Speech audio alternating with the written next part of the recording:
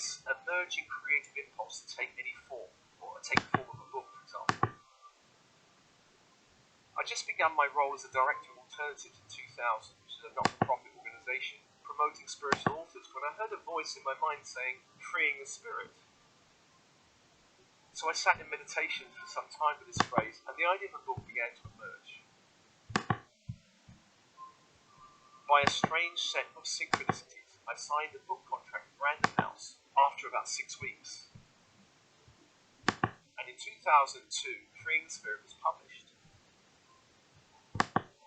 Since then, I've written and published other books, of course. The most recent being The Spiritual Entrepreneur, which I self-published under my own banner, Soul Matrix Publishing. So why are so many starseeds called to write? Well, putting aside the very 3D idea that being an author will make you rich and famous, here are some higher vibe reasons you may be called to write. You may feel called to write for healing or personal growth. Many of my own books contain a self-healing element. For instance, my book, The Prosperity Game, helped me heal my 10 years of working in the finance industry. So my latest, The Spiritual Entrepreneur, was really a deep and powerful affirmation that I am a spiritual entrepreneur. You may feel called to write for the sheer joy of creative expression. This will be especially important if you grew up feeling you were invisible and did not really have a voice. You may feel you have something important to say or share. Perhaps this involves something of your own life. It can be incredibly helpful and inspiring to others who are just a few steps behind you on a similar journey to read about how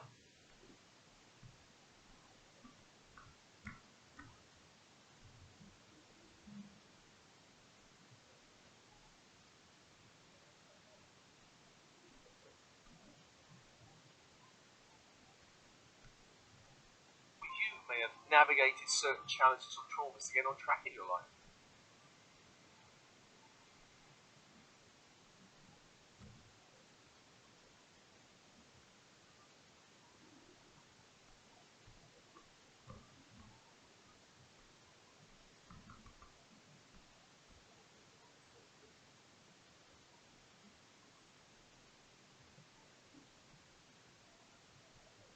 Many starseeds who have created a business feel called to write in order to further promote that business, and a book can be a brilliant calling card to let people know what you do and why it could serve them.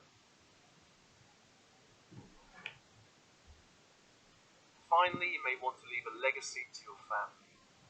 Now, personally, I would love to know more about my grandparents' lives, but I've only got a few stories that I remember. But my grandchildren have a much deeper understanding of my journey in my life. It's important to write from your heart, and some writers do start with the focus of writing a book to make money. Now, Spirit may guide you to write something that's in line with your business, if your business is that of, say, a healer or coach or therapist. There's a great difference in writing just to sell. Do not be afraid to follow your heart and write what you feel truly called to write about. Now, I remember chatting with a friend who attended a very expensive seminar program, and part of that program involved being mentored to self-publish a book. After the program finished, I asked her how it went. She did indeed self-publish a book, but it was not the book she wanted to write from her heart. Her book mentor said her idea would not sell, and she had to come up with something of a more commercially solid nature. Now, the resulting book did not really do very well, and she was left, it seemed, with a sense of deep regret that she did not follow her heart and write the book as a true calling. Writing's important because it helps you know what's within you, meaning it's a powerful way of releasing that vague concept of inner potential. You cannot really know what's truly inside of you as a writer or anything else for that matter. Whether that potential leads you to being an incredible dancer, potter, painter, entrepreneur, or leader. Until you start the journey, there's no way of knowing your inner potential until you tap into what is within you and allow it to take some shape or form in the world. When I was a director of Alternatives, hosting non-fiction spiritual authors, I learned a number of important lessons. One of these is that every writer is a storyteller, and that means all non-fiction writers. I've heard many non-fiction writers speak about their work, and the best were always fantastic storytellers. For instance, I heard Wayne Dyer speak in London back in the late 90s, and he had such a presence, such a voice, and his stories were so powerful and funny that I still remember some of them today. This is a sign of a great storyteller. Stories are great ways to convey a powerful theme or message. Great stories are evocative and sensory. They appeal to the right brain imagination. On the other side of this, I noticed in alternatives that most academic speakers were pretty dull, actually, since they were used to speaking to the logical side of their audience.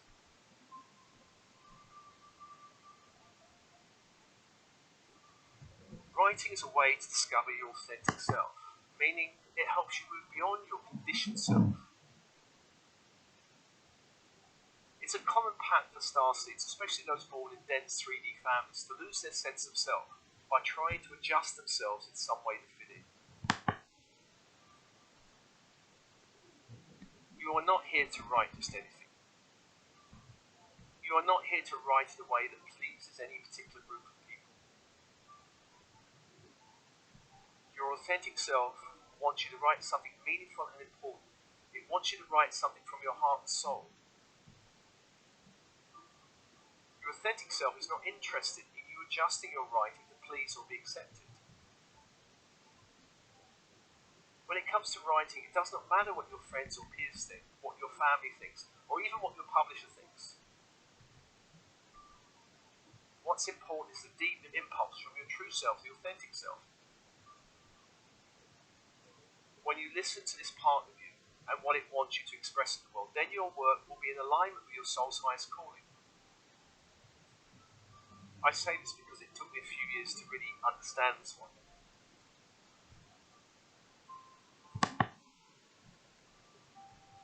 Starseed writers do not write alone.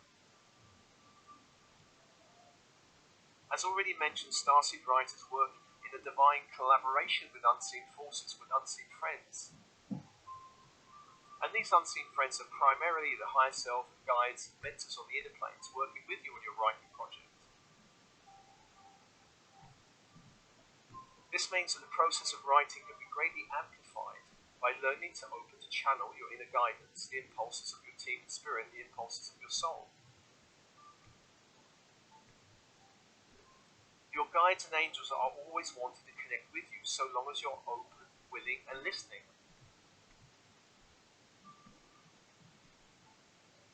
Communication can come through a sign in the outer world, such as a book falling off a bookshelf in front of you. Actually, a good friend had a book fall off a shelf and hit her.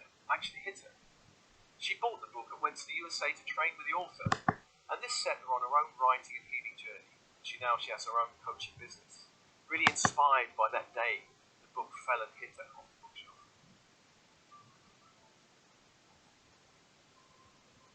Remember to ask for help and guidance. Guides and angels will not interfere with our free will. The caveat to this is asking for help. It's very different to begging for help. The latter puts you in the position of supplicant victim, rather than the energy of your true sovereign being, true sovereign self.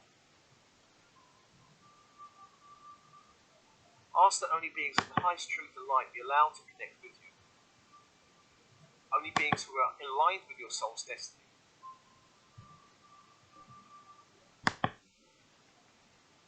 Take time for silence, go into nature. Practice a deep inner listening. Align your energy through prayer and meditation. In time, you will hear the gentle voice of your guides and angels, or you may just feel a deep inner knowing as information is downloaded into your energy systems.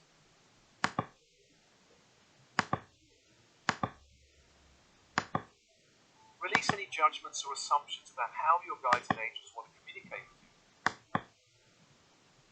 Release all attachment to the contents of communication. Often the most powerful guidance feels surprising but deeply true. Trust in your ability to channel. If this is something that interests you, then do check out my webinar called Channel Your Book that I usually run twice a year, and that can be found on my events page on my website.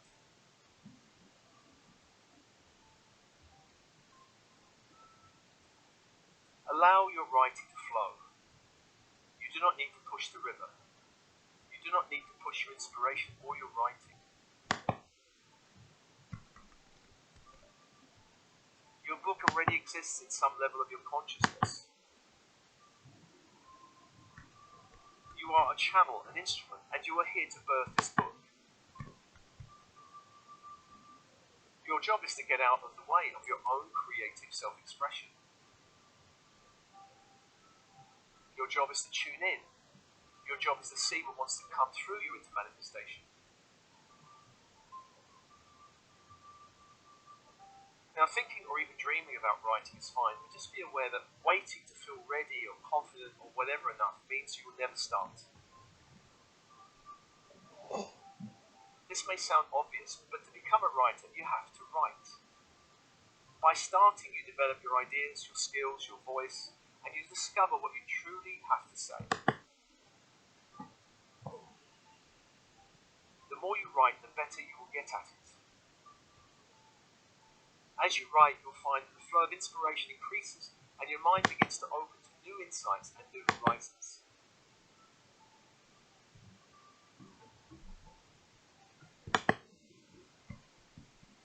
So here's a few practical tips about writing. Know your audience. Just have a think about who your ideal reader or audience is. At what point are they in their lives? What challenges do they face? What are they concerned about? What are they interested in or value? What are they looking for? What do they need? Or what's missing for them? What dreams or aspirations do they have? You're not here writing for everyone. Some people will naturally be turned off by your writing, not interested in what you have to say, and that's exactly how it should be. Think about your ideal reader in terms of gender, age, profession, background, values, hobbies. Now, some say you should write about what you know about. I say write about what you're passionate about. If you're passionate about something, then certainly you'll know a certain amount about that subject. Create a writing schedule. It's really important to make writing a priority. Diarise and ring-fence your writing time. Let nothing intrude on that time. Stay on your edge. Writing is never meant to be comfortable. It is meant to take you out of your familiarity zone. This means you need to expose yourself to new situations and experiences. Stay inspired. Find your inspirational places to write. Places are important. There's also books, CDs, films, plays. They can all be sources of inspiration. Practice the art of noticing. Take a notebook with you to write down your ideas as you go about your daily activities. Hang out with other creative people. They may not be writers. You just have to appreciate the creative process. Avoid over-editing. Very important when you get going. Let your writing stew for a day or two before you start thinking about editing.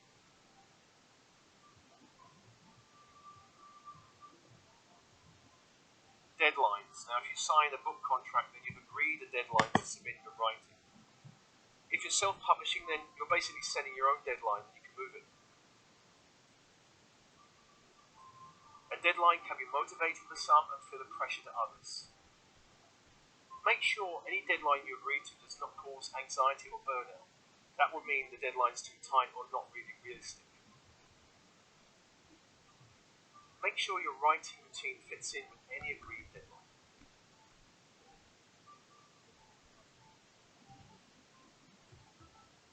And finally, you've got to think beyond the book. It doesn't matter whether you're published or self-published. Authors are now required to put more energy into the marketing of the book.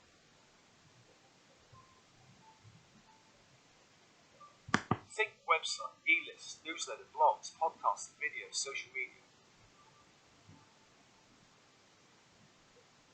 Think also when the book is ready that perhaps you will do talks or readings or radio interviews or write magazine articles.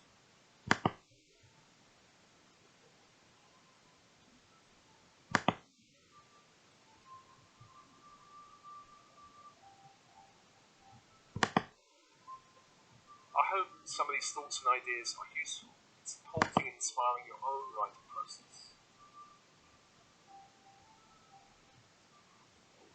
Much love.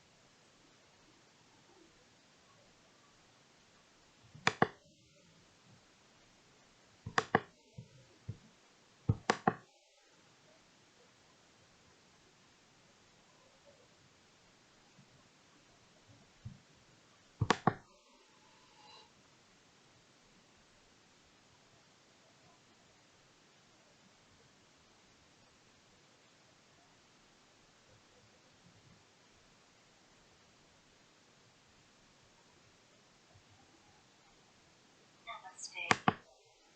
I'm Rosalie.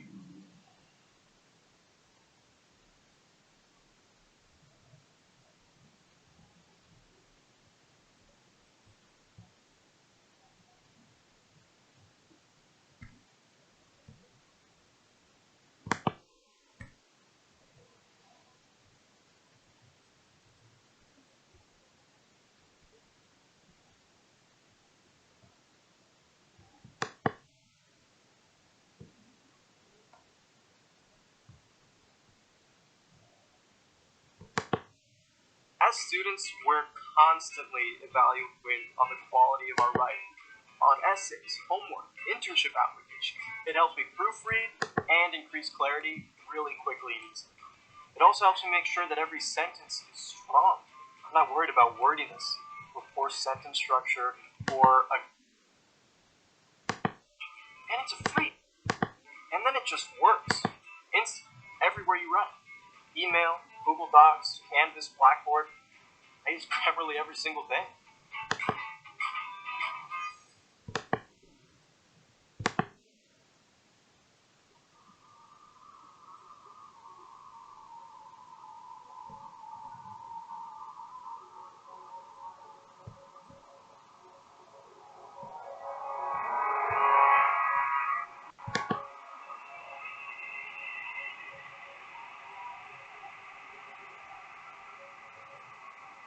The first wave of technicians destined to spark a new seed of life.